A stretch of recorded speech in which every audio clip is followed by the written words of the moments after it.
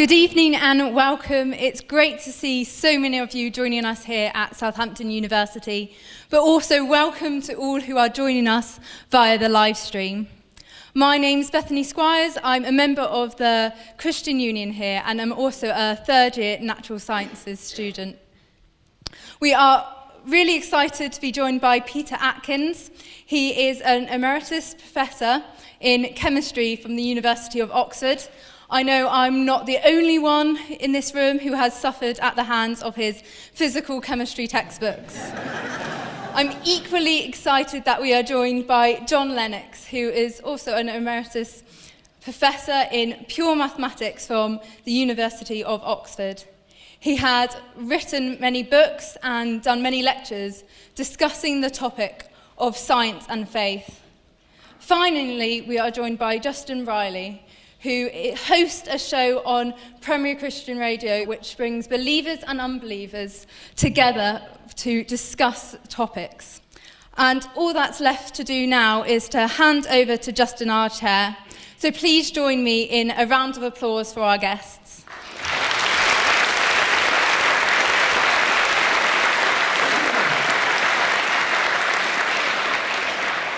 Well, can I add my thanks as well to Beth and the Christian Union here for hosting us and what promises to be a really interesting conversation.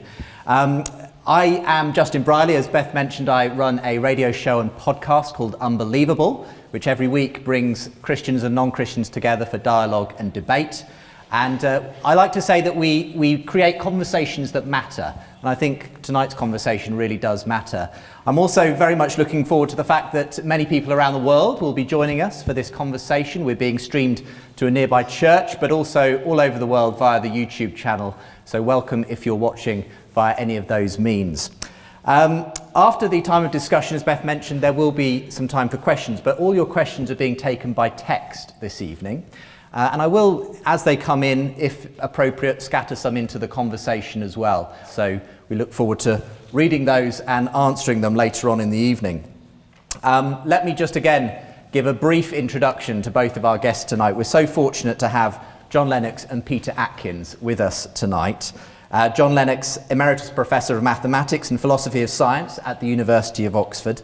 He's a well-known Christian speaker and author. His most recent book is also the title of our discussion tonight, Can Science Explain Everything? Peter Atkins is Emeritus Professor of Physical Chemistry at the University of Oxford. He's well known as an atheist speaker, and he's also authored many books, including his most recent title, which was Conjuring the Universe, in which he argues that the universe and the science behind it can be explained in purely naturalistic terms. So we're going to have an interesting conversation tonight as we ask, have the advances in science and our knowledge of the universe brought us to the point where we can say confidently, yes, science explains everything? Or is there something about ourselves and our place in the universe that needs different kinds of explanations about why we're here and what it means to be human? So I'm really looking forward to tonight's conversation. John and Peter, thank you very much for joining me. Before we get into the question of the evening, a little introduction to you both. Peter, you've been a scientist pretty much all your life. Do you find that that's gone hand in hand with your atheism, as it were, throughout your life? Oh yes, without doubt. I mean, science is so powerful that it shows that all the ancient traditional ideas derived from religion are OTOs, unnecessary.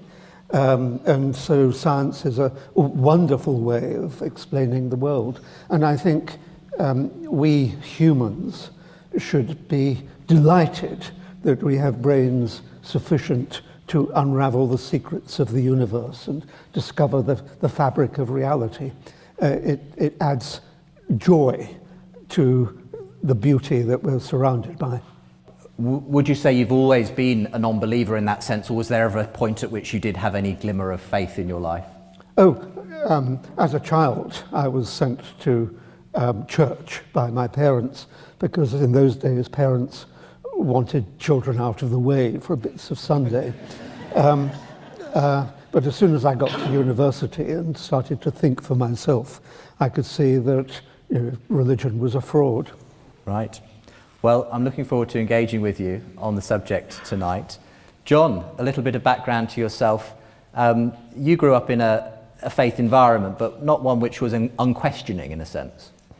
I grew up, as you can now tell, in Northern Ireland, and it was a faith environment. If you mean by that, my parents were Christians. I think, by the way, all people are people of faith. Atheists have their beliefs. I have my belief, but I was encouraged to think, and for me, Christianity was, in a sense, one of the inspirations to do science. So I'm very different from Peter in that respect. I join him, though, in celebrating the wonder of science. And in fact, Peter's books have been amazing to help me understand lots of stuff I didn't understand before. By the way, he's written 3 times as many books as I have. So listen to him 3 times more carefully than you listen to me. But I've always had this strong relationship between belief in God as one kind of explanation of our universe and life, and science as another kind which complements it. Well, we have a question under discussion tonight, and it seems appropriate to begin by asking you both the question, can science explain everything? Perhaps we could start with you, Peter. Yeah, well, I'm not a politician, so I'll give you a straight answer. The answer is yes. Of course, it hasn't yet explained everything, but there are no signs that it's going to run up against a brick wall and stop explaining everything. And I think we should, first of all, be clear what we mean by science. And science is basically a method of discovery based on observation. And taking evidence that can be shared publicly and generally. And that is really the core of the scientific method. But it's not the only component of the scientific method that's important, because the ideas that science generates sit in a network of ideas. So ideas might emerge from biology, they might emerge from physics, chemistry, whatever, psychology, and where they overlap, they are mutually supportive. And this is extraordinarily strong evidence for the appropriateness of science as a means of discovering the truth about the fabric of reality, and indeed all there is. The second part of these introductory comments that I'd like to make is that we have to think about what we mean by the questions that science approaches. And I think there are 2 classes of question. One is stupid questions, and the other is real questions. And a lot of the stupid questions, maybe that's too strong a term, a lot of class 1, let me call it, questions have emerged as extrapolations of human angst, worries about the nature of the world, projections of human ideas where they are not supported by any evidence. Science deals with real questions. Science deals with questions for which there is evidence. So, whereas a typical religious question might be, what is the purpose of the universe? Science can dismiss that as an irrelevant question. There is no evidence that there is any purpose in the universe. In fact, I think it rather wonderful that this extraordinary collection of galaxies is just hanging there, totally without any purpose whatsoever. I think that's rather grand, frankly, and rather inspiring. So when you ask questions for which there is no evidence, such as that one, what is the purpose of the universe, what is the nature of the afterlife, and all that sort of thing, science need not trouble to try to answer them because they're nonsense questions. Science deals with real questions, questions for which there is evidence. And some of these are very deep. And let's not hide them under a bushel. I think one major question is, why is there something rather than nothing? It certainly seems as though there is something. And we presume that before there was something, there was nothing. So it seems to be a real question. And science has as its objective an attempt to answer that kind of question. Another deep question, of course, is the nature of consciousness and all the attributes of consciousness. We appear to have consciousness. There is evidence that we do. And so it is appropriate for science to tackle that. And by consciousness, I mean all the attributes of consciousness, including morality. And so those are real questions. Those are the questions that science can answer. And there is no doubt in my mind that over the past, let's say 300 years, that science has done its job seriously. That is, collecting evidence, setting it in a network of concepts, and seeing the way that they are mutually supportive. I think there's no doubt that over 300 years we have made extraordinary progress, and there is no reason other than pessimism to expect that science will grind to a halt and not answer all the real great questions of existence. Thank you very much. So an emphatic yes to the idea that in principle science can explain everything that's worth explaining in that sense. So John, same question to you. Can science explain everything? Well, obviously not. Brexit, for example. That's a comical response, but I have actually two more answers to the question. You're going to be surprised at how much I agree with Peter, because the definition of science he offered us, that is collecting evidence, making observations, in fact in his book on being, he reduces it beautifully to making observations and comparing notes. If that's what we mean by science, and it's the old meaning of science before the 19th century, then of course science can explain everything, because the very word explanation means making evidence-based observations and notes. So my short answer is, if we accept Peter's first definition, then I agree with him entirely. Science, by definition, explains everything. But of course, the meaning of the word science has changed in England, but not on the continent. In German, Wissenschaft covers the humanities and the natural sciences.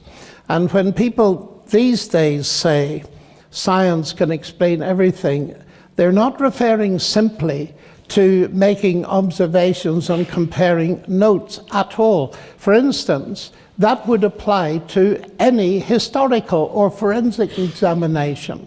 And my faith as a Christian is based precisely on the kind of scientific reasoning that Peter has set forward to us.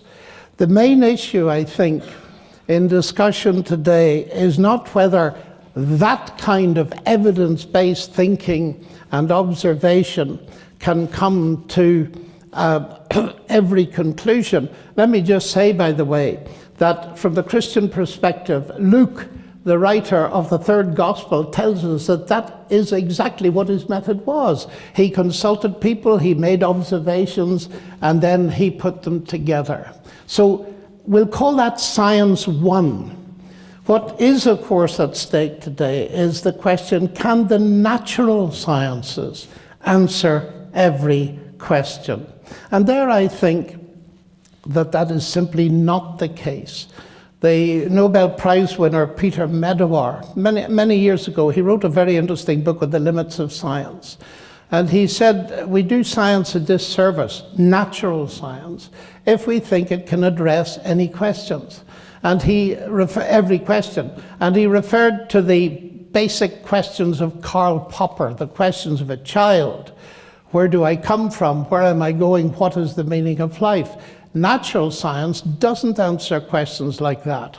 And Medawar added it is to religion, philosophy, and so on that we must go to answer those questions. I think science is immensely powerful. It is immensely exciting, and it uncovers a vast amount about our universe. But I have a problem by going too far. I'm a mathematician, and I'm rather interested in logic. And you know, if we say that science can explain everything, or science is the only way to truth, as it's often put, well, that is not a statement of science. It's a statement of belief. And so if it's true, it's false. Maybe it's too early in the evening for logic like that, but there's a huge logical problem. So to sum up my position, science is powerful. Its methodologies are extremely important also in the sphere of history, forensic science, and in the sphere of religion. But I'm going to be careful here, because Peter is right very often in his critique of superstition, of mythology, and nonsense. And science has helped to clear away some of the nonsensical things that sometimes religious people profess. But what really makes me, in one sense, very much in favor of the Christian faith is that from the very start it claims to be evidence-based. And the central piece of evidence is, of course, as you probably know, the resurrection of Jesus Christ. So I believe in Peter's methodology. I use it all the time, but somehow he feels that a Christian like me doesn't use that methodology within my own Christian faith. Final point, I think explanation. Can science explain everything? We need to tease out what we mean by the word explanation. For example, the law of gravity doesn't explain gravity. It tells, as Newton realized, it tells us wonderful mathematics that we can calculate the way in which heavy bodies move in relationship to one another. But even when we say science explains, often it doesn't explain comprehensively. And I just want to throw a very simple analogy into this, which I find quite useful. About boiling water. How would you explain boiling water? Well, you can explain it by talking about heat conduction and agitation of molecules of water. You can also say the water is boiling because I'd like a cup of tea. Now, those two explanations are very different. They don't conflict. They complement. One is a scientific explanation, natural scientific, but the other is an explanation in terms of the intention and purposes of an agent.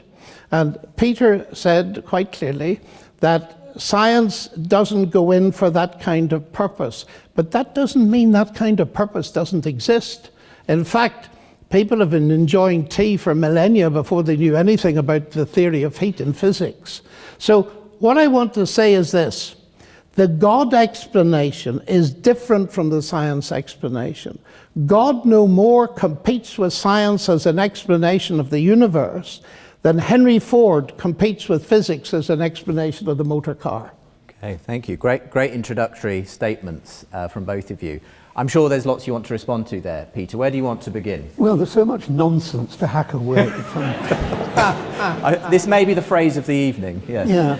Let's go to what you called the core of your approach, which is the resurrection of Jesus. Never happened. I mean... Well, that's an assertion, Peter. What about some evidence? Well, what about some evidence that it did happen, other than people who are writing Gospels of 80 years later than the event that they purport to be talking about? No, of course it didn't happen. How could it happen? And science, I think, could even go so far as saying it simply could not happen. When you've got a dead body, it's decaying straight away. There's no way that it's going to reconstitute in some way. It's absurd. And I accept that it is the foundation of Christian faith. That doesn't mean to say that it's true.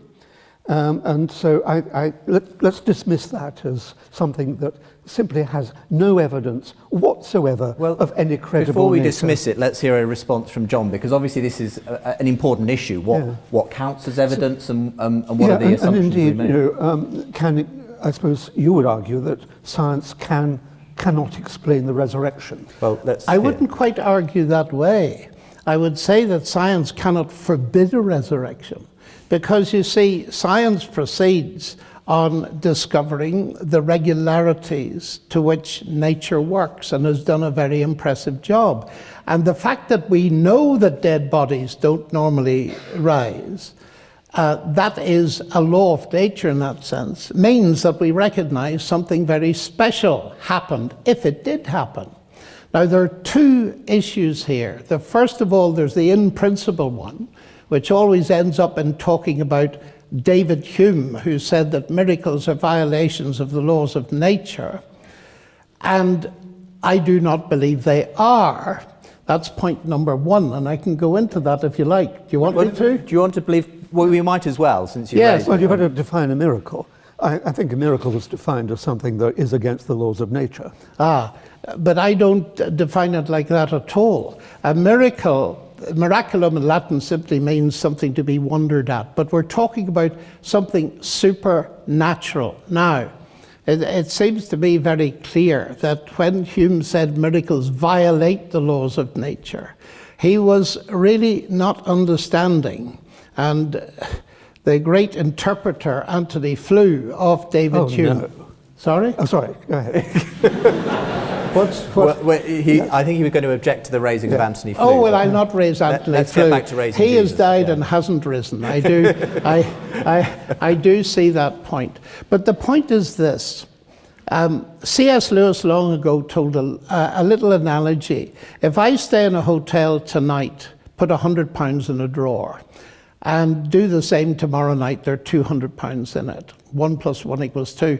If on the third morning I find 50 quid, what do I say? That the laws of arithmetic have been broken, or the laws of England?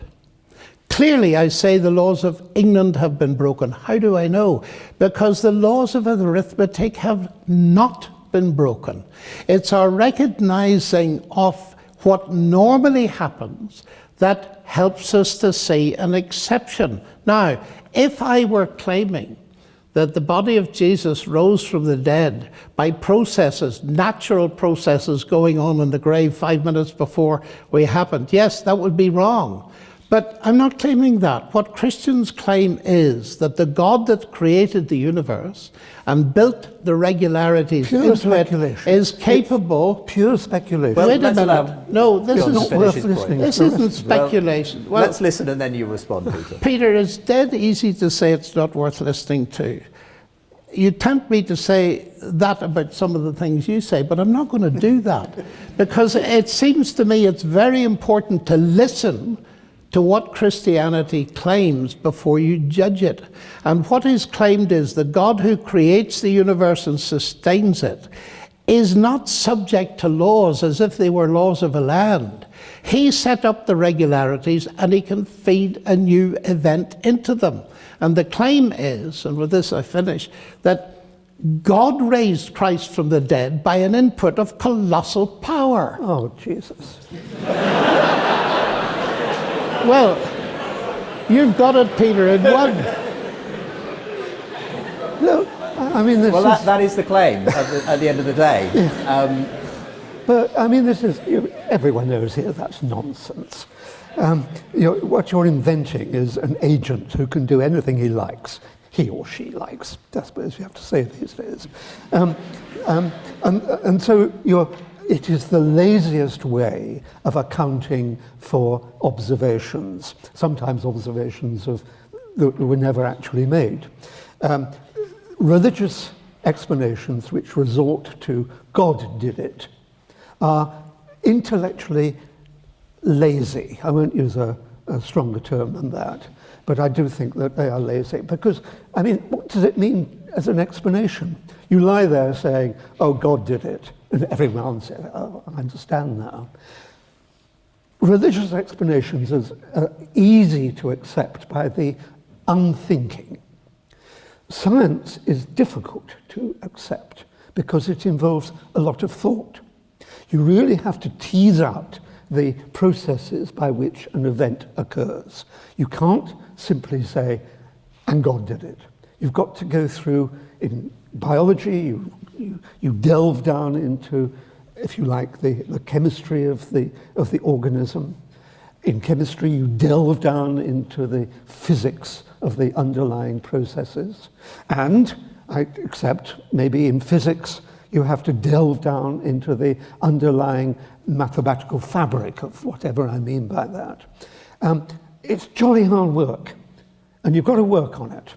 But it's more satisfying when you get to the end of an explanation than that extraordinarily lazy way of pretending to explain by saying, and abracadabra, God did it. I mean, that is intellectually corrupt. Okay. But, Peter, that's confusing two different kinds of explanations. Yes, indeed. If you were to say about a motor car, Henry Ford did it, and that's all you had to say, then I would agree with you. But the point is, as I sit here and read your books and explaining chemistry and all this kind of thing, I say, this is wonderful. This is not contradicting the God explanation, because the God explanation is saying that you, as a chemist, only have a universe to study because God created it in the first place. But he's not competing. In fact, interestingly, and this has always been a bit of a mandate for me, the very early chapters of Genesis, God commands human beings to name the animals. He starts off taxonomy, which is the basic intellectual discipline. In other words, he said, you go and do science, and you'll find it utterly fascinating. So I think you're arguing at a straw God and not a straw man. You don't know whether God was starting off science. He might have got so bored with his creation that he wanted to amuse them in some way. Who's speculating now? Yeah, I am. Yes, okay. I think any speculation that uses the word God is intellectually corrupt. I mean, but this is absurd. There is no God. Can I? No, be quiet.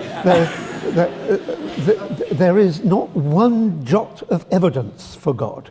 Oh, I think there's a lot of evidence for God. Evidence for God. Okay, so let me just to summarise. Yes, lazy, corrupt, and any mention of God is simply going down that path. Why for you is that not the kind of lazy, corrupt explanations you're talking about? Well, first of all, take science itself. Why am I passionate about science? Why do I believe science can be done? Well, because I believe that in some way the human mind in here has access to the natural world out there. Now, why do I believe that?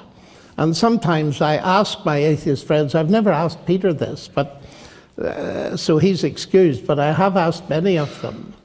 I said, what do you do science with? And they say and they're about to say mind when they realize it's not politically correct to say mind. They say my brain. And I say, tell me about your brain. And one man who's rather famous, he said to me, do you want the really short answer? I said, sure. My brain's the end product of a mindless, unguided process. So I looked at him and smiled and said, and you trust it? And then I asked this question, which I've asked many times. Suppose you knew your computer was the end product of a mindless, unguided process. Would you trust it? And I've always had the answer, no. And then I say, I see you have a problem.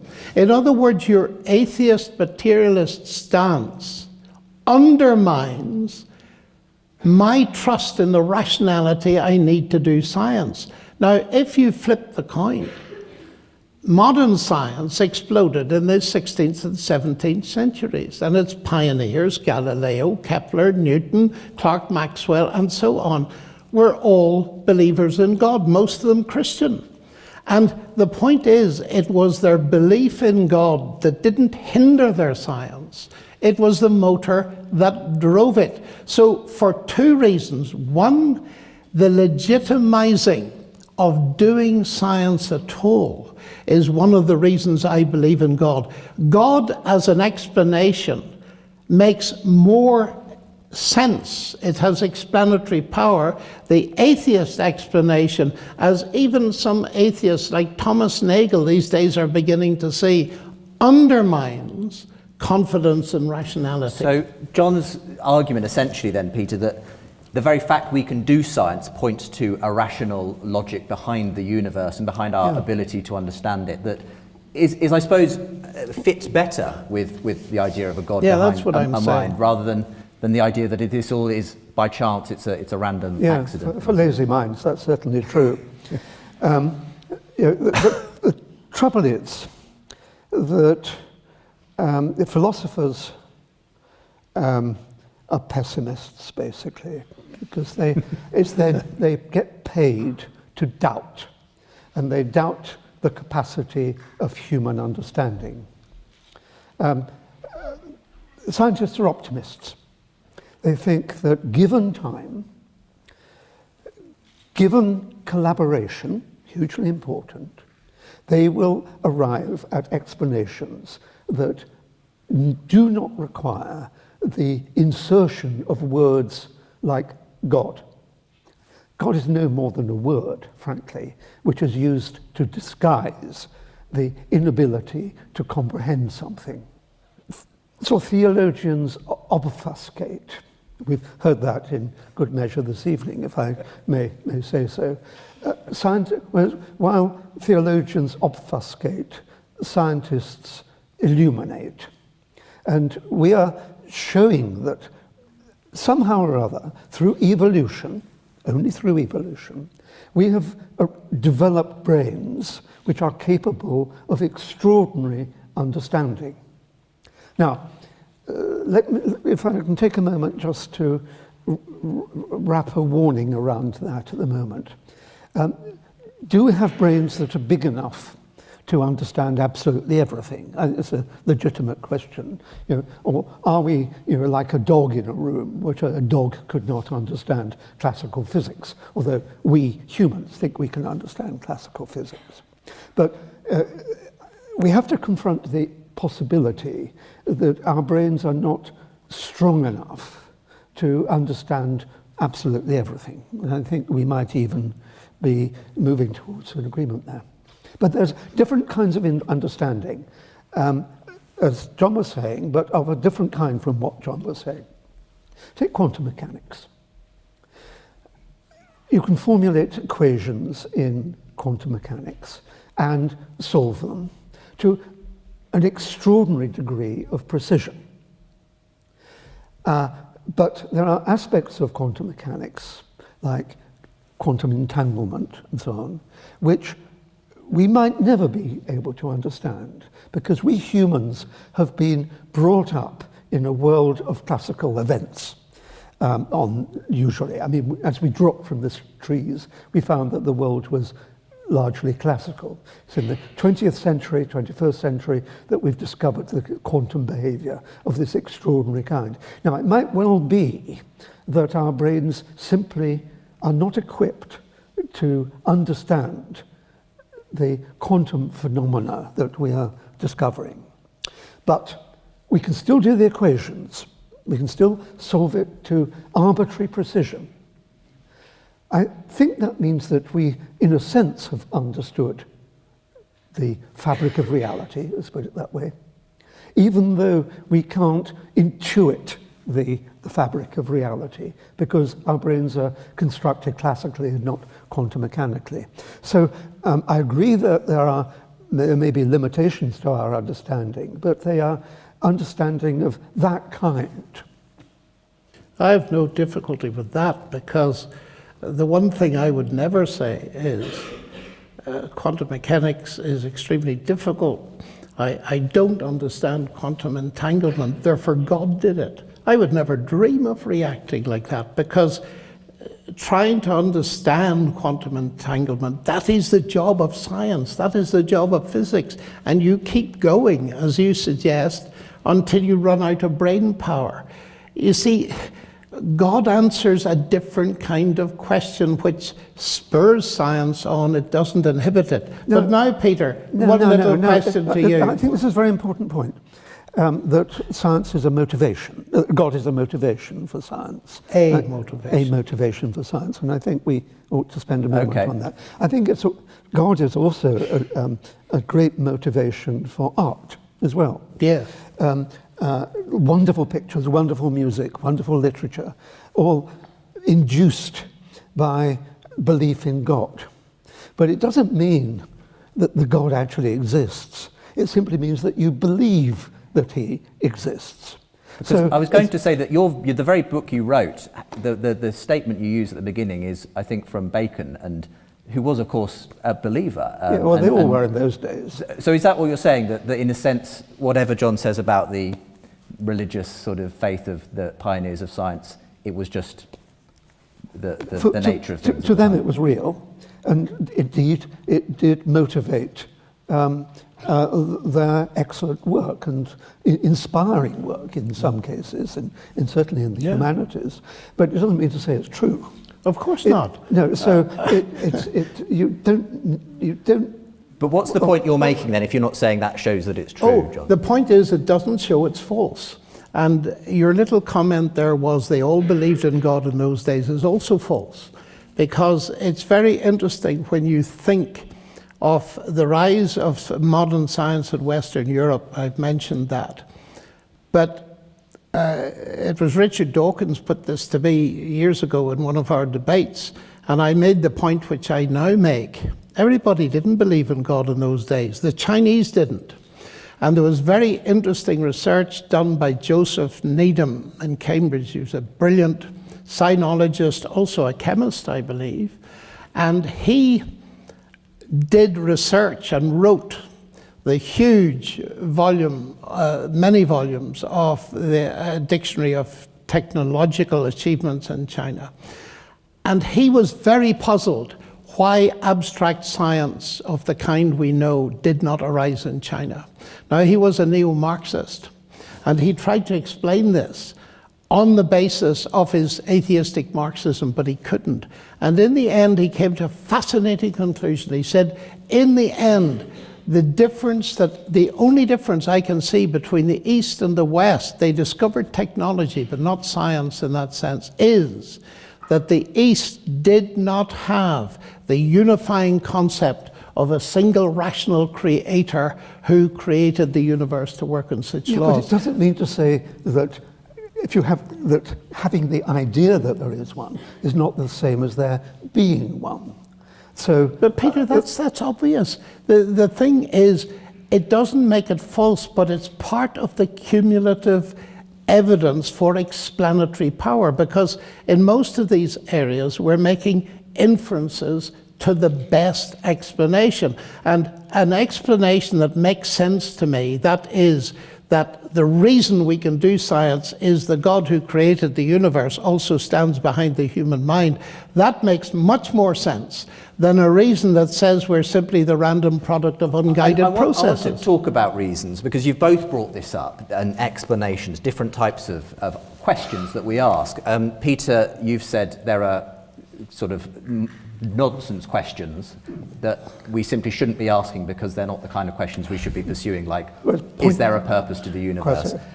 John, from what I can tell, you believe those are valid questions because they are, even if they're of a different nature to the specifically scientific questions. And intention questions are among the most important questions we can ask. And I've had a question actually from the audience, which asks, I assume of you, Peter, isn't it a bit too convenient to label questions that science doesn't answer as stupid or not real? Well, it seems very sensible to clear the way so that you can have a sensible conversation about real questions. But why is the question of what are we here for not a real question in your view? Because there's no evidence that there is any purpose in the universe. You've got to look for evidence.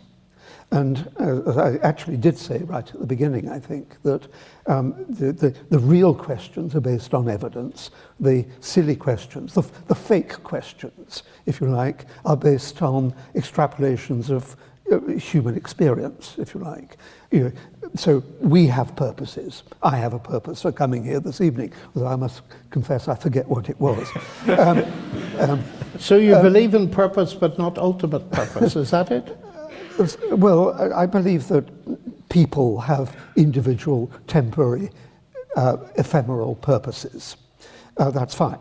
But for there to be a purpose in the universe is an extrapolation of that attitude. There is no evidence that the universe has a purpose at all. So it's inappropriate for science to do a series of experiments to discover the purpose. John. Well, when you say there's no evidence, I would go back to the fact, and I must, in that sense, come back to my Christian faith. Christianity is not a mere philosophy. It's geared into history.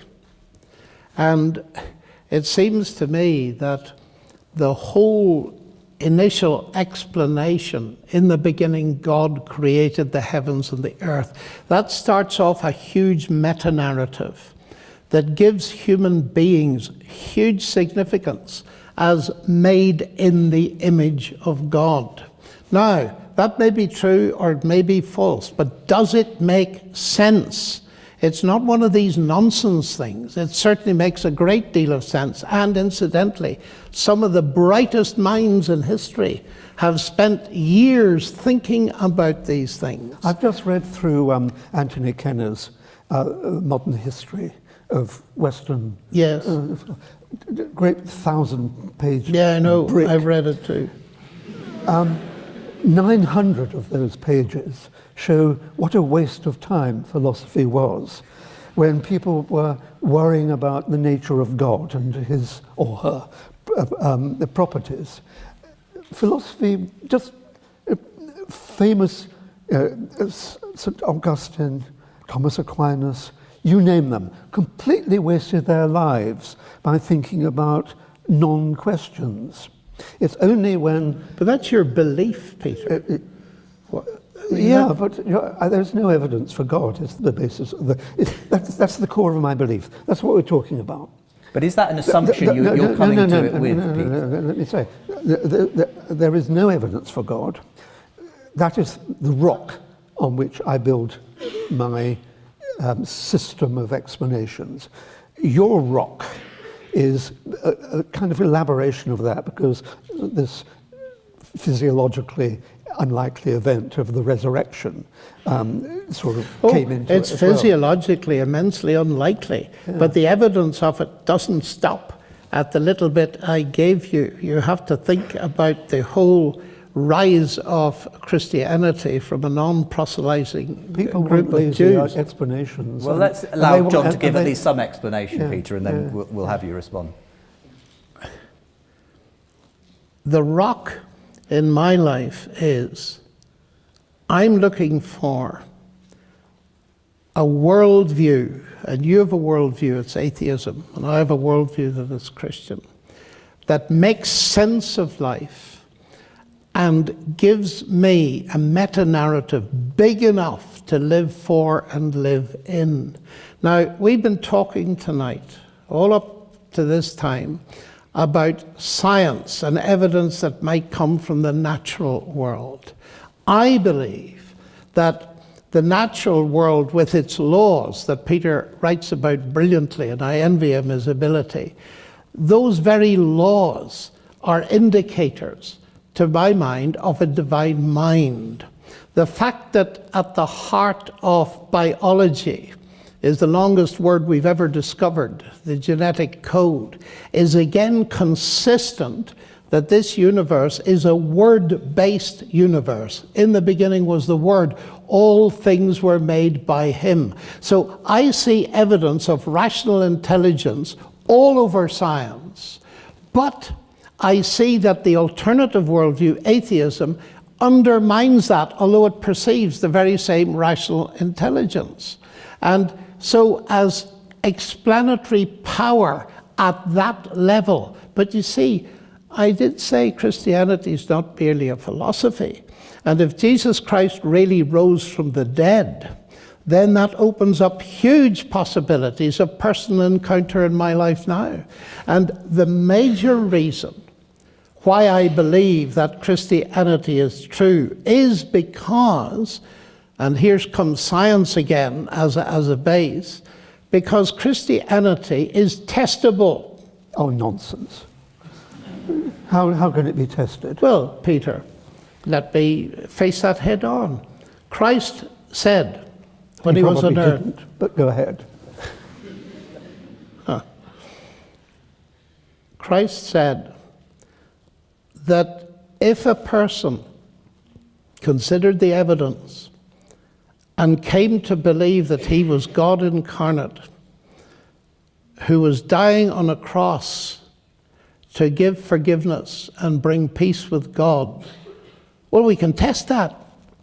I've tested it.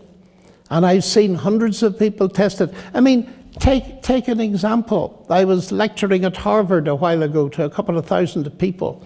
And when I'd finished, a young Chinese student stood up and he said, "Look at me." So we looked at him. And I said, "Why should we look at you?" He was absolutely beaming.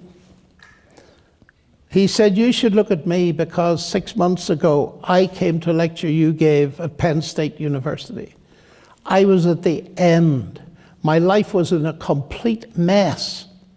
And something you said triggered a search.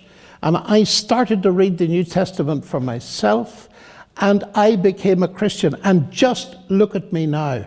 Now, ladies and gentlemen, I've seen that happen not once, not twice, dozens of times. And when you see addiction to drugs transformed into food on the table, when you see broken relationships mended, and you ask people, "What happened to you?"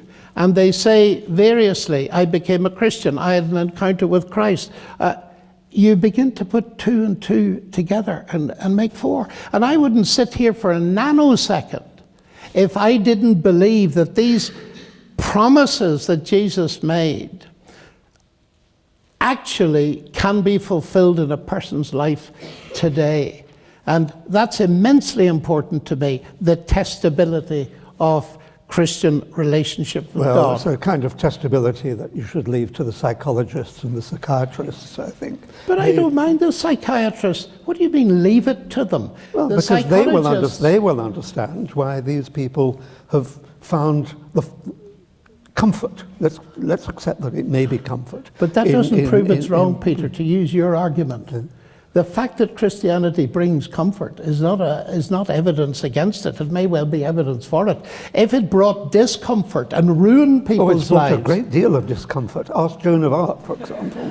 You're raising another question, and I'm Irish. I'm very sensitive to that question. And I could go into it if you want to. One of the points you made was that you're enthralled by the universe and the concept of God because you can see that it provides an explanation of the rationality of the universe. That's right. Now, in the book I just published last year, which you alluded to, where I talk about the origin of the laws of nature, which I think is kind of behind your comfort, as it were. Well, it might be. I use 4 principles to argue, to identify the laws of the origin of the laws of nature. One principle is indolence, another is anarchy, and another is ignorance. Three principles, and I can show, and I do in that book, that those 3 principles are enough to account for the laws of nature as we have identified them. I don't need an agent behind it, unless that agent is infinitely indolent, is infinitely anarchic, or is infinitely ignorant, which I don't think you would ascribe qualities, those qualities to your God. So I don't need a God to account for this world. We obviously don't have time to go into the fullness of what you wrote in that book, but the phrase that really struck me from the book was this: you said on a few occasions, nothing rolled over into something. That was the way in which the universe which is clearly something, came from nothing. Now, this was referenced by you earlier, John. Well, it sounds like nonsense to me. And you know, Peter, what do you mean by nothing in that context? I mean the absence of space-time. Or do you mean what most of us mean, the absence of anything? That's what I mean what I said. Okay, right. Well, I'm very interested in nothing. In fact, I give lectures on nothing these days. Yeah. And I had the opportunity to enter a discussion like this in the Harvard MIT Faculty Club. And I was surrounded by the experts, Vilenkin and Alan Guth, probably the world's most famous cosmologist. And I did something I never usually do.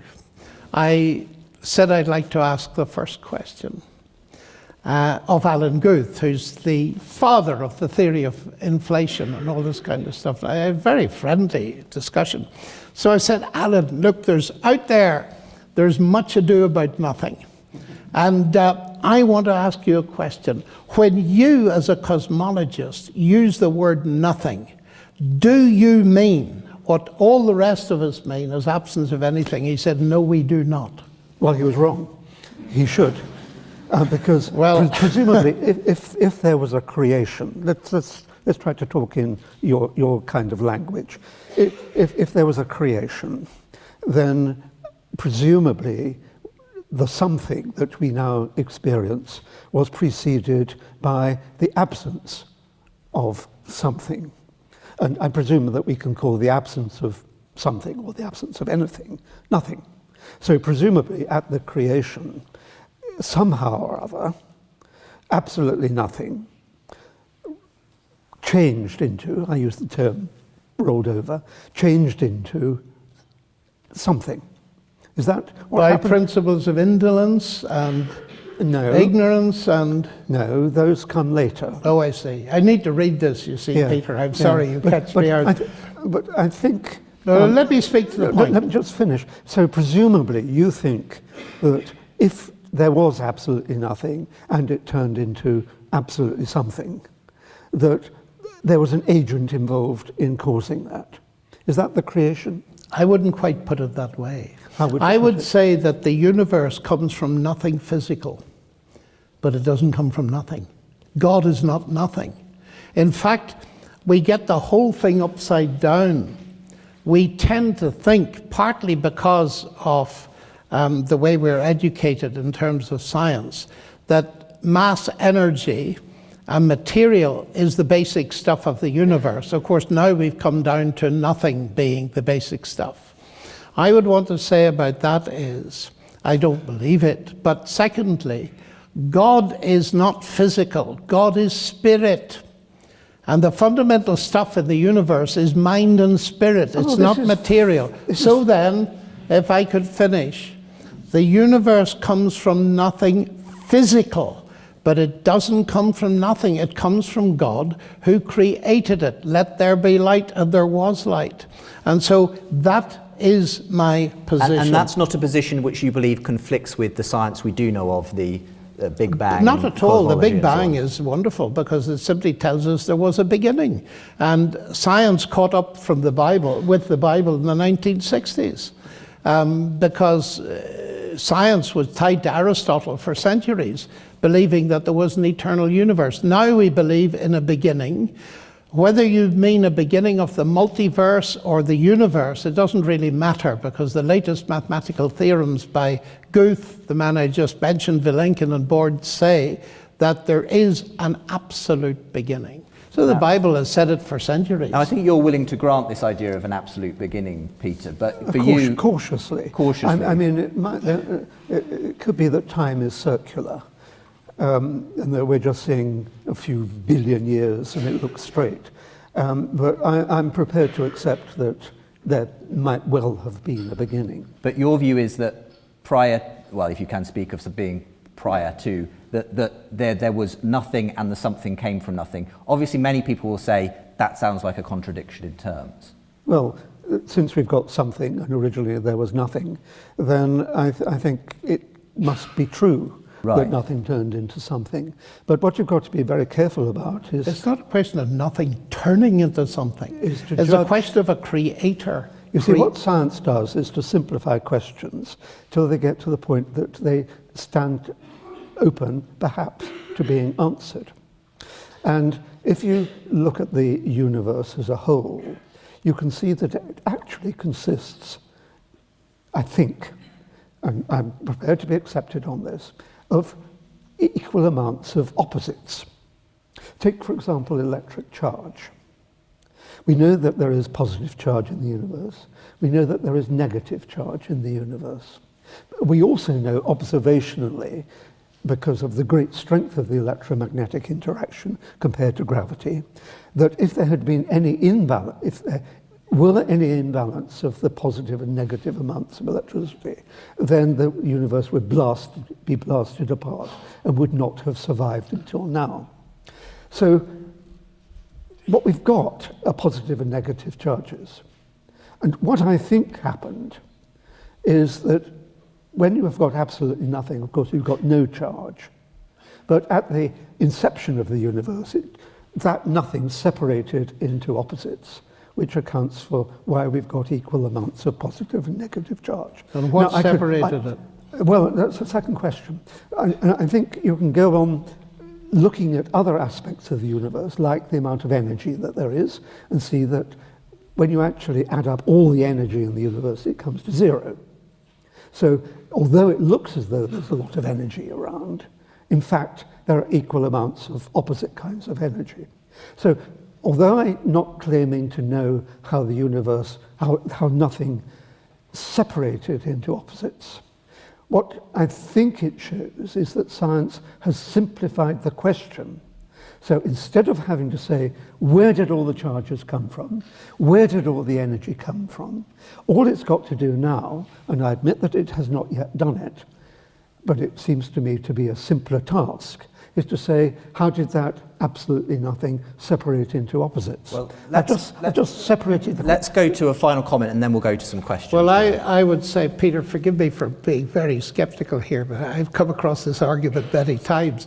It sounds to me that this is saying something like, because my credits equal my debts, there's nothing going on at all. Yes, I am saying that. Oh, I see. And okay. I think it's a wonderful simplification prior to understanding the greatest question of all, which is why the universe exists. What's your problem with putting it in these terms, though, John? Well, because these charges, once they are around, are certainly not adding up to nothing. There's a whole system. Now, in my study... But they're adding up to zero charge. Oh, yes, there's zero charge, but that isn't the only thing around. There's space-time around, there's everything else around. Yeah. But what I would like to say is, in my examination of what people believe nothing is, there's Stephen Hawking, there's Lawrence Krauss, and having read all of their books, I discover that the way they get something from nothing, now I'm not saying you're doing it, Peter, because I need to investigate your book,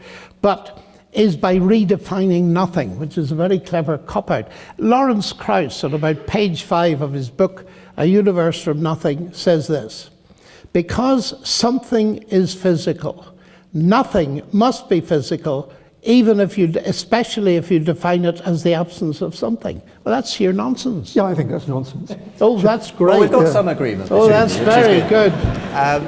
Let's go to some questions. It's been such fun, actually, being in the middle of this conversation. But we've had a lot of questions texted in, so we really must get to a few of them. What I'll do is I'll give you both an opportunity to respond to each question, and we'll try and get to as many as we can.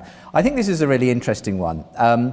What new evidence would be sufficient to lead the speakers to adopt the opposite view? So if I perhaps ask that first of you, Peter, yeah. Is there any kind of evidence that John could bring to bear that would actually make you change your mind and think actually maybe there is a God? I think that's very interesting. I have asked myself that question previously. Is there any evidence that would flip me into the belief camp and so on? And I simply can't think of any. I think if I tell myself that if I agreed with some evidence then it showed that I'd simply gone mad. Right. So it's a serious question, but I don't think there can be any evidence. Are you saying your position is unfalsifiable in that sense? Yes, because even if I was standing, at the foot of a cross and saw the resurrection before my very eyes, I would put it down to hallucination. It's an extension of the David Hume argument, which you didn't quite complete, because Hume went on to say that there is always more reason to disbelieve the reporter than what he is reporting. Do you want to make a comment firstly on the fact that for Peter there's literally nothing that could convince him that God exists? I'm very interested in what he said at the end, that he would believe it was a hallucination. And he mentioned to me before that the psychologist would work on what I say, but they'd work on what he said.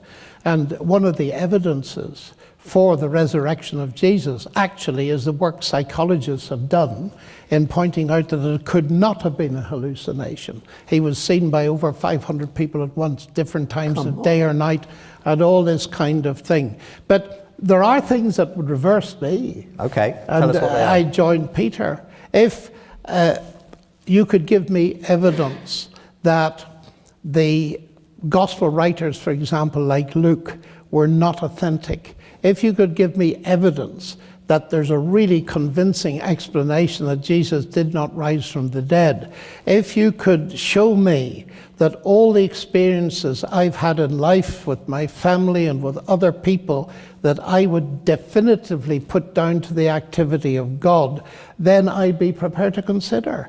But those cumulative evidences in my life are so large that I don't think it's likely to happen. But I have to be open to that. Why? Because you see, ladies and gentlemen, because I come from a very religious country, I was accused, and I've been accused tonight of the same thing, of course you believe that stuff, you're Irish, is the old Freudian explanation. So what have I done? I spent my entire life opening up my Christian commitment to its opposite. Is exactly what I'm doing tonight. And I spent my life doing it. A lot of it in Russia, incidentally, where you meet really hard atheism. And doing that, constantly questioning my own position, has confirmed my position. Now, Peter, do you constantly question your own position?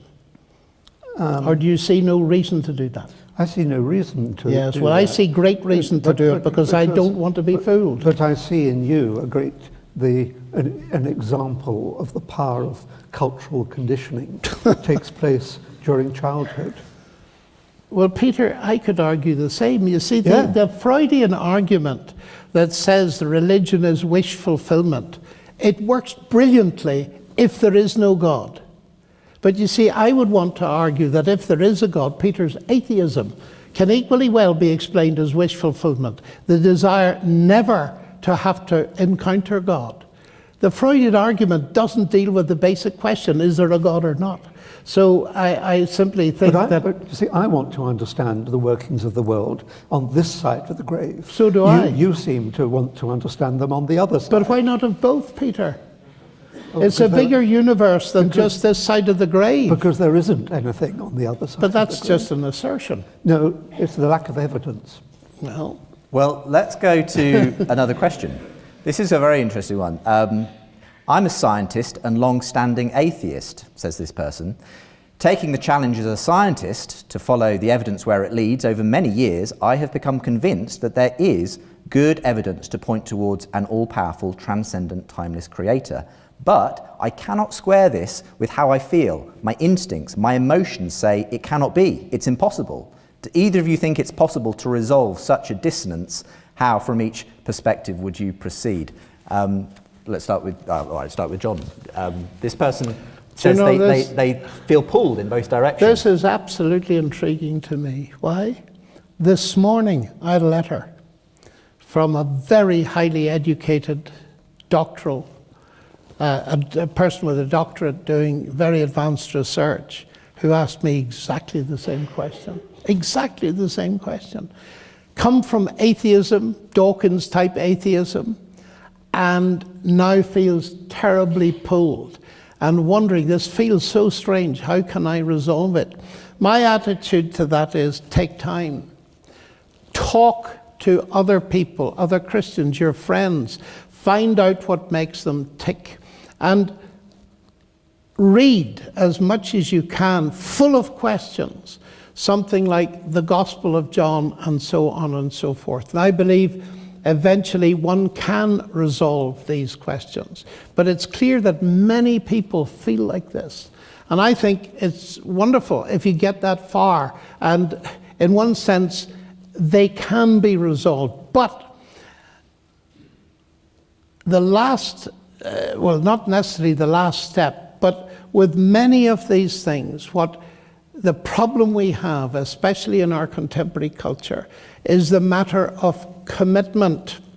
You see, skepticism is a wonderful thing. The Greek word means to check out from a distance. And some of you will be checking out partners at a distance. But you know as well as I do, in order to have a meaningful relationship, you have to give up your distance. If you want to get to know me, sooner or later, you'll have to give up your distance and I'll have to give up my distance. But if we're sensible, we'll not do it without evidence. And so it's a question of that greatest commitment of all, as I believe it is, which is to Christ. Making that step of commitment is for some people difficult, but it's in the end the only way to test if the thing works. Do you have any advice for this long-standing atheist who says he's feeling suddenly torn? Yes, it's like John's, but has a slightly different thrust. I thought it might. It is to hang on to his commitment, but it's to hang on to his commitment to rationality. Oh, I would want him to hang on to his commitment to rationality, of course, too. You can't be rational and a Christian. Right. Any response, Peter, John? The yes, gloves are off. Yes, Peter, yes, I have a response. What do you say to a Nobel Prize-winning physicist who's a Christian? Grow up. Well, between 1900 and 2000, 65% of Nobel Prize winners were Christian. Yeah. Can you understand, Peter, how saying that might come across as incredibly arrogant? No. No. Let's go to another question. This is one I think... I'm prepared to this is, conflict my... Okay. Go ahead. Here's one for you. I think this is aimed at you, Peter.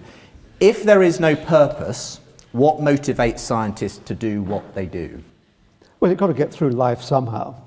And, why? And I think getting through life by increasing the depth of your understanding of this glorious world is, to me as an academic, a wonderful way of filling in those few decades of consciousness.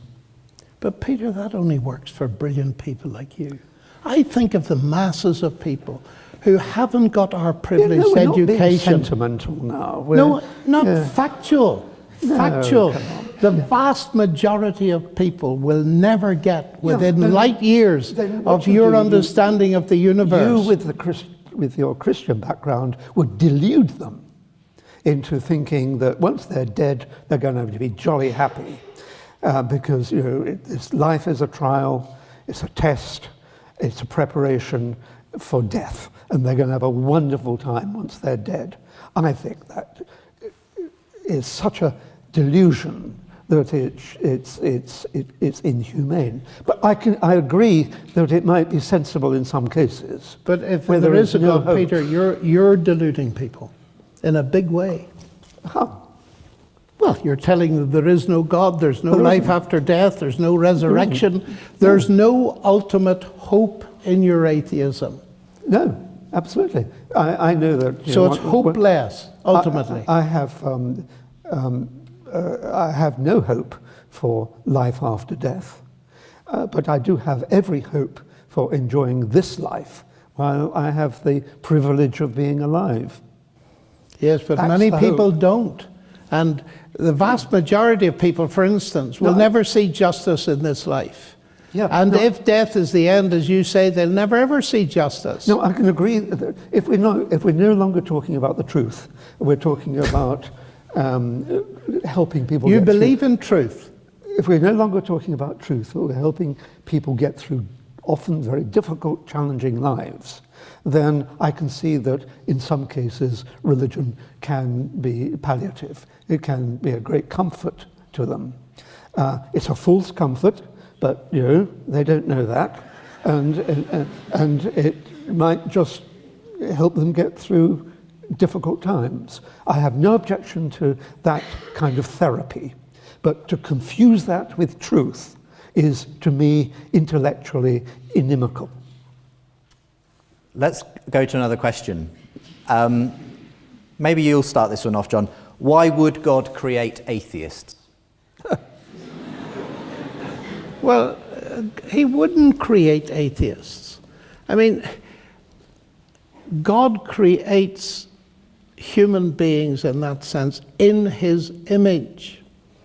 And Peter's is created in God's image as I am. God help God. And his rationality and his science and all the rest of it is just an example of the marvelous things that God builds into people. People choose to be atheists. You see, it's a worldview, it's a faith system. I believe in God. Christianity is my worldview. Naturalism is Peter's worldview. He believes it. So the real issue is this: what worldview do we believe in? And that's why we have evenings like this to try to present the evidence on both sides, which we have tried to do, so that you can make up your mind. But to say that God creates atheists is a deterministic belief that I reject. And I feel quite strongly about this, that the wonderful thing about the way in which we're made as human beings is God loves us enough to give us real responsibility so that our decisions and our moral choices are full of meaning. If you say God creates Christians or atheists, you end up with a kind of robotic situation where we're simply puppets on a string. And I don't think that accords in any way with the God who reveals himself in Christ. Peter? I think it's talk of gods creates atheists. Talking about God creates atheists? As in once people start to look into it, they become atheists? Yeah, well, so they should. Right. And when they see the evil that belief in God brings into the world. Well, that opens up another interesting question. Here's one who asks, do you agree that science gives facts and religion gives values? What do you say to that, Peter? Well, I don't know what values are, frankly. They are, I think we're talking about moral values. I assume that's what's meant. And we're talking about the emergence of whether science, and go back to can science explain everything? We go back to the question of whether science can illuminate morality and questions of moral behavior and so on.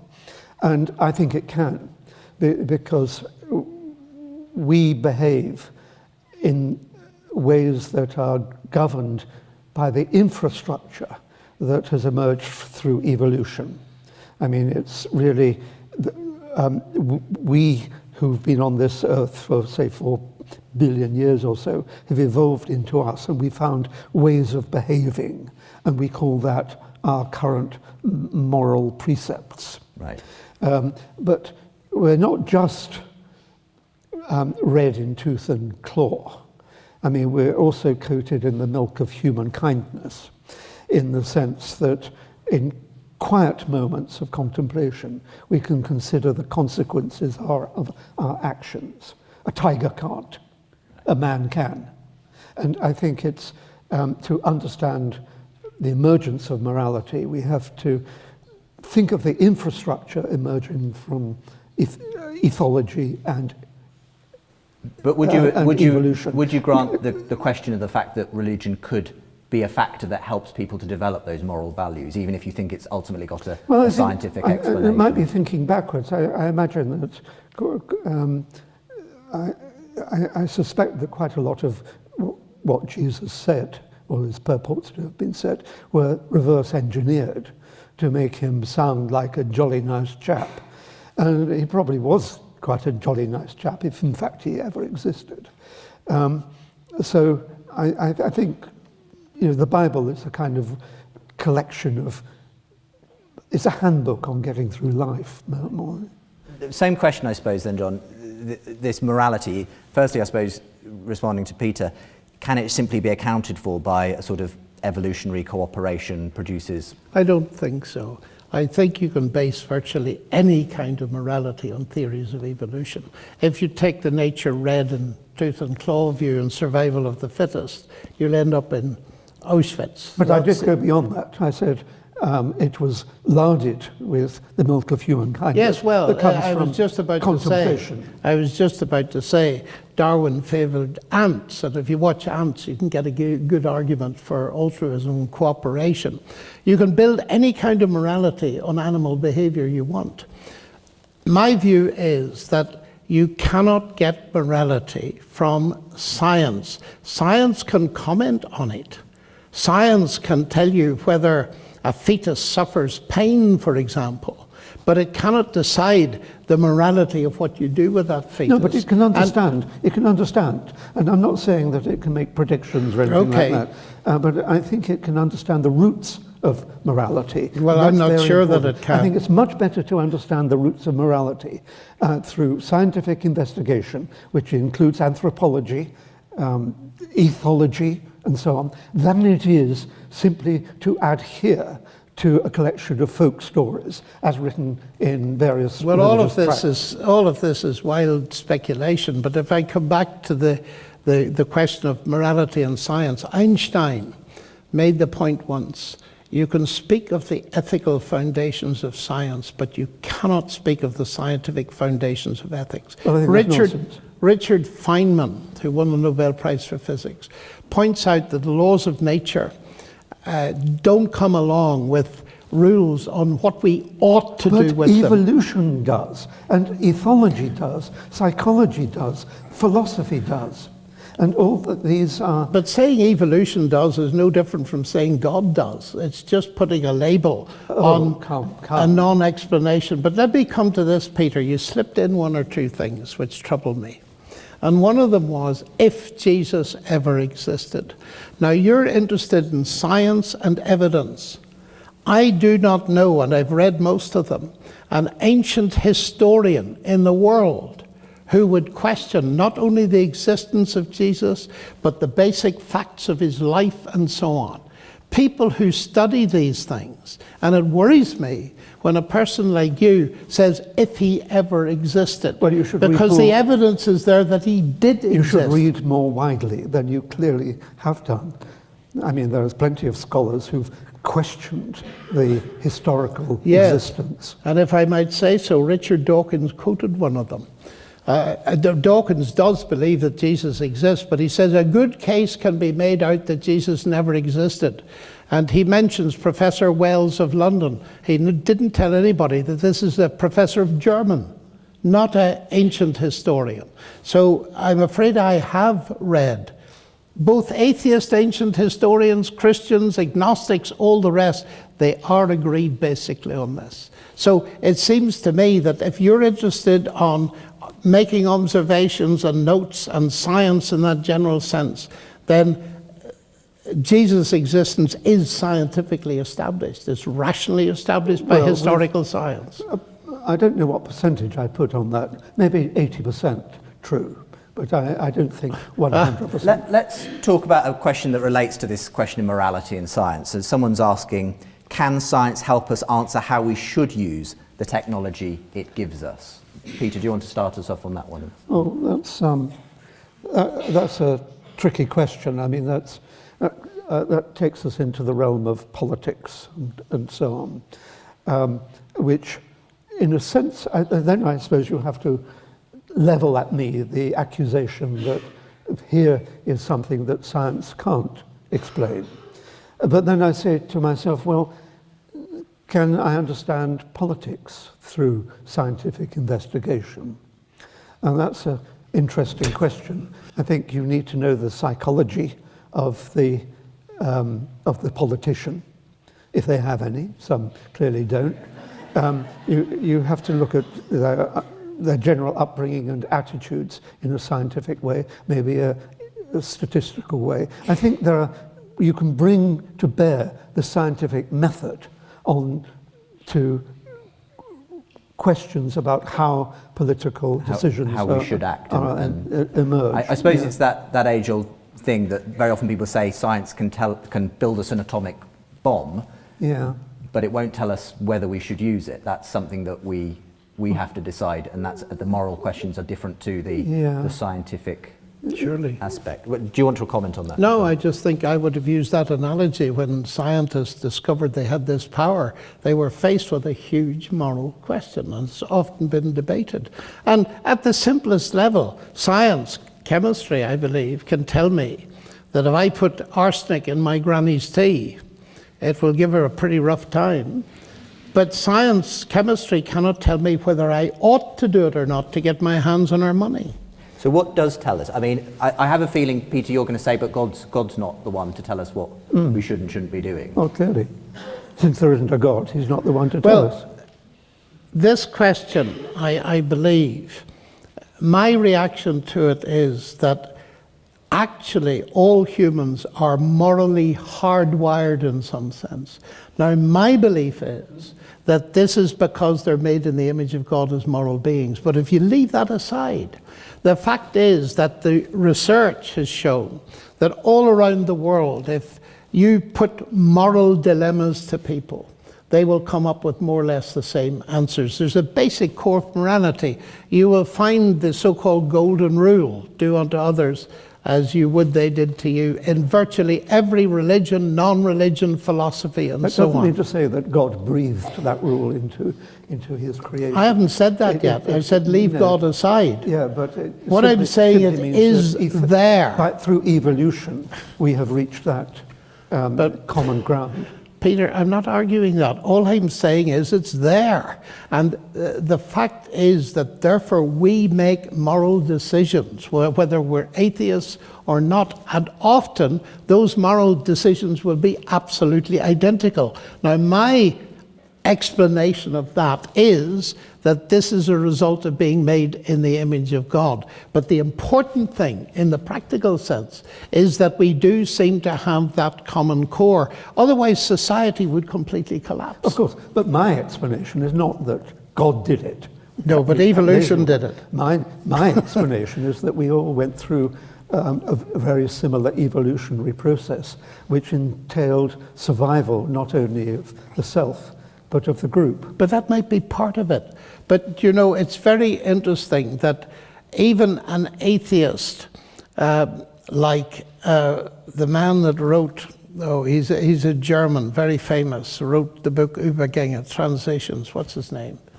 You're asking the wrong person. Jürgen Habermas, who's one of the leading atheist intellectuals, when talking about this question, he said, when it comes to basic morality, the source of human rights, the base of our institutions in the West, etc., etc. He says this. Now, he's an atheist writing. He says it comes down to the Judeo-Christian legacy, and then he adds a very interesting codicil. He said everything else is postmodern chatter.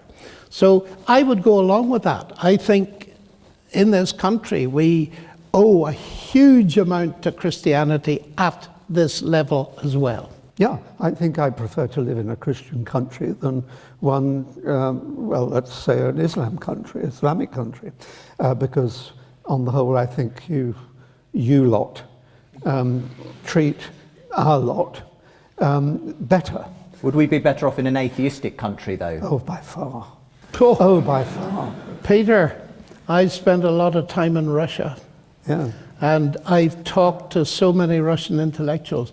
I feel that is just a wild statement. You know, many times I've sat with people like Peter in the Academy of Sciences, and they've said this to me. We thought that we could get rid of God and retain a value for human beings, and far too late we found out we couldn't. So where do you stand on abortion? What's that got to do with the topic of this evening? Because it's a moral question. Well, are we going to deal with moral questions tonight? I would say that's an interesting question, but we should probably try and come back to, we could go on a wild goose chase on that one. We can infer I think, Peter, I mean, I wouldn't dodge a question like that, is that obviously there are always exceptional circumstances, but once life has started, if life ultimately comes from God, it's not just a bunch of complex cells. I ask the question, what right have we to stop it? But there, you see, you have the crux of what we're talking about this evening. Because you will base your decision on a non-existent God. I will base my decision on a natural argument, let's call it as loosely as that. And I will go in favor of abortion, and you will go against abortion. But not every atheist shares your view on abortion. I don't care what they think. I know what I think. But anyway, we're not going to solve that, because that is a question that's much it's a real further question in. About someone who purports to leave a Christian life that will say no to a woman. You may not have an abortion, despite the consequences. Well, I think that's deeply, deeply evil, I think. And I think it's one of the evils that belief in God inspires. We'll leave that question to one side for the moment.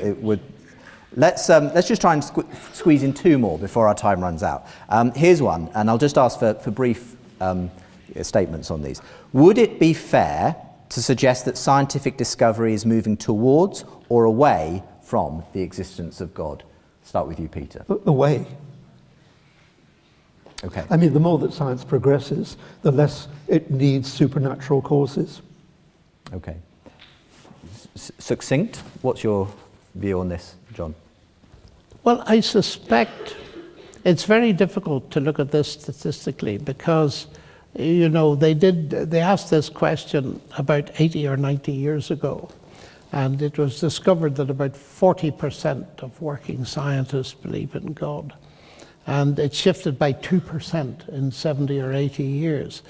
I think it just varies who you speak to. And at the moment, I sense a greatly increased interest in the whole God question vis-a-vis science, because people are increasingly not satisfied with implausible materialistic explanations of life. They are also searching for meaning, particularly university students, and they're certainly not finding much meaning in atheism, apart from the limited kind that Peter has talked about. But trends come and go, and I'm not able to predict. It may be that we have to go through a large cycle of going away from God in the West. There are other parts of the world where belief in God is growing rapidly, like China and so on. So, speaking globally, we still have a vast preponderance of people who believe in God over atheists. Well, I think you have to distinguish different types of scientists. I think it's well known that biologists are more in favor of atheism than physicists. Because I think the reason for that is that in biology you've got a single rule, natural selection, which really does account for just about everything. Whereas in physics you've got much deeper questions, like where it all comes from, the nature of the fundamental forces, the fundamental particles and so on. Much harder questions. So, whereas I think biologists are quite content to feel they've got the answer, the physicists a little bit more I've heard cautious. It put that biologists tend to look down at the ground and physicists look up at the sky, and perhaps that's the reason why they have a different view on reality. Well, I think mine was a more cogent way of expressing it. Well, I think also there's a differentiation between within physics, the idea of law, where you can say that something must happen as of necessity, whereas in biology, you're dealing a lot with natural history. And so you're making inferences to the best explanation rather than being able to demonstrate that everything happens. And I think often biologists recognize that. But you see, Peter, here again, assertion. Evolution does everything. It doesn't. It doesn't explain the origin of life. And it has taken some biologists a very long time to realize that evolution, whatever it does, can only get going when life has started. Yeah, well, scientists are not short of ideas about the origin of life when the inorganic rolled over into being. I get the impression they're very short of ideas, and many of them... Not in the least. What they are short of is an understanding of the conditions when life emerged. And so you need to understand, you need to know what the conditions were to know which of your many theories are viable, if any. Well, let's move on to the final question. And actually, there's two that more or less ask the same question, and I think probably it's best for you to begin on this one, John. Someone asks, why does John specifically believe in the Christian God? What about other religions?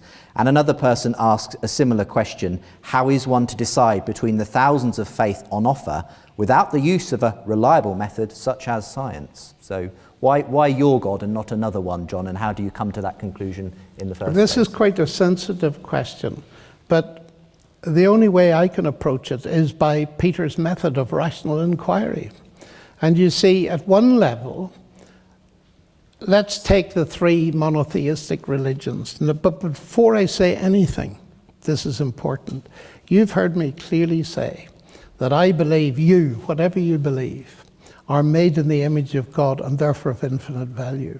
Secondly, you've heard me say that I believe that there's a common element in morality. So when you raise with me the questions of other religions, please understand, I'm not criticizing your morality. That is very important. Nor am I criticizing your value. I'm being asked a rational question. On what basis do you choose? So I'll tell you. Here is one level. The three great monotheistic religions, their attitude to the resurrection, forgive me, Peter, if I raise it again, is, forgive the pun, it wasn't intended. My Jewish friends believe that Jesus died and did not rise. My Muslim friends believe he didn't die. I believe he both died and rose. Those three things cannot be simultaneously historically correct. So we have to do investigations in exactly the same way as we investigate any event in history. We can't repeat it to see what happened, but we can make an inference to the best explanation. And all I can say in the short answer is, I've done that investigation many times and come to the conclusion that the Christian explanation is true. But there's a second explanation, and it's this. I often ask myself, traveling around the world as I've done, ask people of different religions what they mean by a religion. And they usually come up with something like Southampton University. In the following sense, you have an entrance exam into the university and you get in. And then you're on the way or the path and you're being taught by delightful professors. And then you face the final judgment, which is called finals. Do you recognize that? Okay. Now, on the way, on your path, the professors, however kind they are, cannot guarantee that you're going to get through at the end. Why? Because the basic principle of a university course is merit. Now, many of my friends, when I ask them about religion, including Christianity, they say, that's it. There's a ceremony at the beginning, perhaps performed at a child or an adult. Then you're on the way, or the Eightfold Path, or whatever it is, the Tao, the teaching. And then you're faced with a final assessment. But the teachers, the gurus, and all the rest of them, the priests, cannot guarantee your acceptance of that final judgment. I think I can provide... I thought you finished. No, I think John hasn't quite hit the punchline yet. I haven't hit the punchline. Christianity, if that's what religion is, Christianity is not a religion for a very simple reason. In Christianity, the acceptance comes at the beginning, not the end. Now, I mentioned that briefly on the way through tonight, and this is the spectacular difference that as I sit here, I've not reached the final judgment, but I know that I'm accepted. Why? Because I'm very good? No. Because of what Christ has done. And the absolute essence of what it is to be a Christian is that I have trusted him, that what he did on the cross, now this may seem all mystique to you, but let me say what it is, that what he did there means that I can be accepted at the beginning of the journey. That makes a spectacular difference.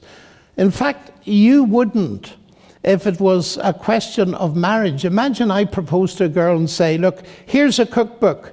There are rules in it. You keep them pretty well for the next 40 years and then I'll accept you. Well, she'd throw the book in my face.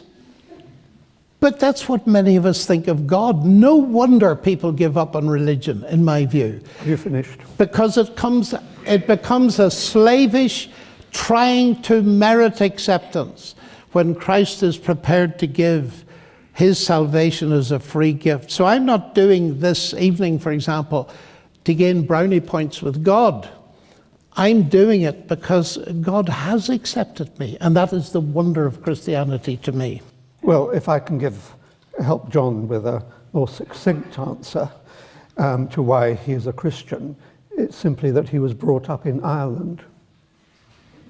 But Peter, that's absurd. That's saying that because you give a genetic origin for me, that explains everything I do. No, it's a cultural condition. No, but the point is, Peter...